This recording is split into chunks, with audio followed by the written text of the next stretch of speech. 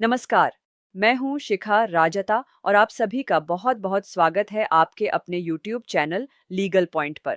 आज हम एक बहुत ही महत्वपूर्ण और हाल के अदालती फैसले पर चर्चा करने जा रहे हैं, जो भारतीय दंड संहिता की धारा 498 ए के दुरुपयोग से जुड़ा है। यह फैसला उन कई परिवारों के लिए एक मिसाल है जो झूठे दहेज के मामलों में फंस जाते हैं।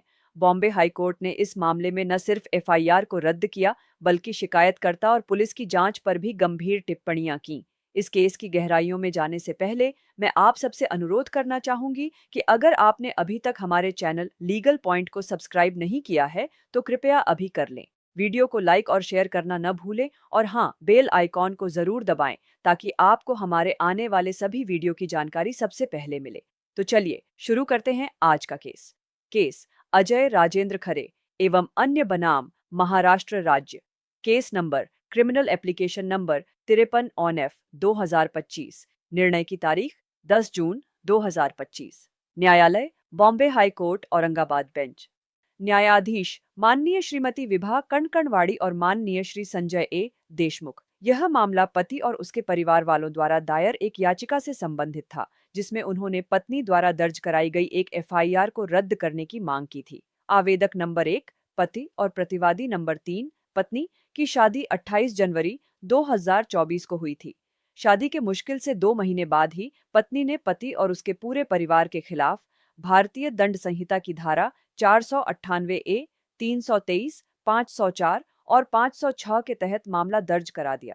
पत्नी ने आरोप लगाया कि उसके ससुराल वाले उससे 20 लाख रुपए दहेज की मांग कर रहे थे और उसे प्रताड़ित कर रहे थे। ये आरोप पति, सास, ससुर, ननद, नंदोई और पति के चचेरे भाई पर लगाए गए थे। सबसे चौंकाने वाली बात यह थी कि पत्नी, जो खुद एक मेडिकल प्रैक्टिशनर है और एक हेल्थ इंश्योरेंस कंपनी में नौकरी करती है, ने एफआईआर में खुद को एक गृहिणी बताया और अपनी नौकरी और योग्यता को पूरी तरह से छुपा लिया। पति ने अदालत के सामने सबूत पेश किए कि इस 2 महीने की छोटी अवधि में वे दोनों मनाली में हनीमून पर भी गए थे, जिसके लिए ट्रेन और होटल की बुकिंग भी की गई थी। पत्नी ने उन रिश्तेदारों पर भी आरोप लगाए जो अलग अलग शहरों में रहते थे, जैसे ननद और नंदोई जो खारघर में रहते थे और सास ससुर जो मनमाड़ में रहते थे। यहाँ तक कि पुलिस जांच में भी गंभीर खामियां पाई गईं। दोस्तों, ये तो थे इस केस के तथ्य। अब आपको पता चल गया होगा कि मामला कितना गंभीर है। इस तरह के मामलों में अदालत की भूमिका बहुत महत्वपूर्ण हो जाती है। अगर आपको यह जानकारी उपयोगी लग रही है, तो कमेंट सेक्शन में हमें जरूर बताएं और इस वीडियो को ज्यादा से ज्यादा लोगों तक पहुंचाएं ताकि कानून का दुरुपयोग रोका जा सके। और हाँ, चैनल को सब्सक्राइब करना न भूलें। Legal points involved. इस केस में अदालत ने कुछ बहुत ही महत्वपूर्ण कानूनी सिद्धांतों को स्पष्ट किया है। आपराधिक प्रक्रिया संहिता की धारा 482 और झूठे मुकदमे। अदालत ने कहा कि जब कोई एफआईआर सिर्फ बदला लेने या परेशान करने के इरादे से दर्ज की गई हो, तो हाई कोर्ट का यह कर्तव्य है कि वह सिर्फ एफआईआर में लिखी बातों पर ही न जाए, बल्कि मामले से जुड़े सभी तथ्यों और परिस्थितियों की गहराई से जांच करे। तथ्यों को छिपाना। अदालत ने इस बात पर जोर दिया कि वैवाहिक विवादों में शिकायतकर्ता द्वारा महत्वपूर्ण तथ्यों को छिपाना, जैसे कि अपनी नौकरी और योग्यता को छिपाना, यह दर्शाता है कि उसकी नीयत खराब है। यह कार्यवाही को रद्द करने का एक मजबूत आधार है। अस्पष्ट और अविश्वसनीय आरोप। कोर्ट ने कहा कि शादी के सिर्फ 2 दिनों के भीतर 20 लाख रुपए के दहेज की मांग और जान से मारने की धमकी जैसे आरोप, खासकर जब परिवार शिक्षित हो, विश्वास करने योग्य नहीं है।